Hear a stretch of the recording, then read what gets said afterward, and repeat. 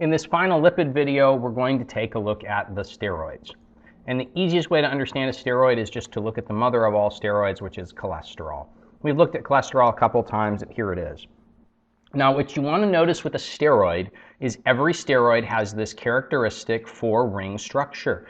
Every steroid has these 4 rings in it with the same basic shape. Now, some steroids will have double bonds within these 4 rings, but they're all going to have these 4 3-hexagon, 1 pentagon rings, forming the base of the molecule, with other groups coming off of the rings.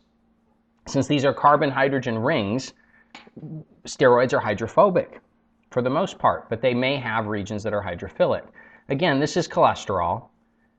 It's sort of the foundational steroid, and all other steroids in the body are built from cholesterol.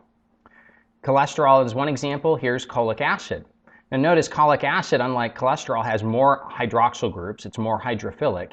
It's still mostly hydrophobic, but unlike the amphipathic molecules, it doesn't have a clear hydrophilic head and hydrophobic tail. It's got a hydrophobic core with a few areas of hydrophilic attraction coming off of it.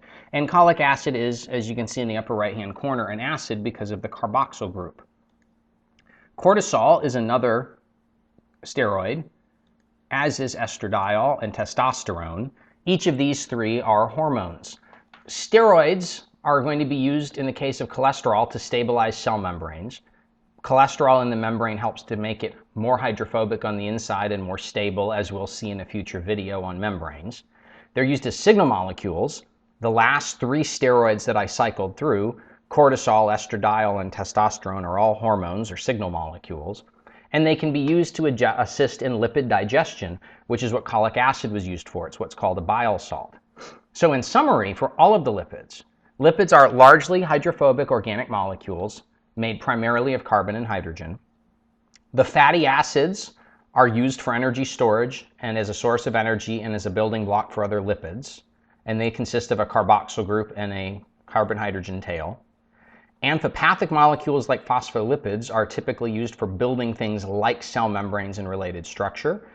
They have a hydrophilic head region and a hydrophobic tail region composed of fatty acids. And the steroids are 4-ring lipids with a very characteristic ring shape that you should recognize that can be used as signal molecules to assist in lipid digestion or to stabilize membranes.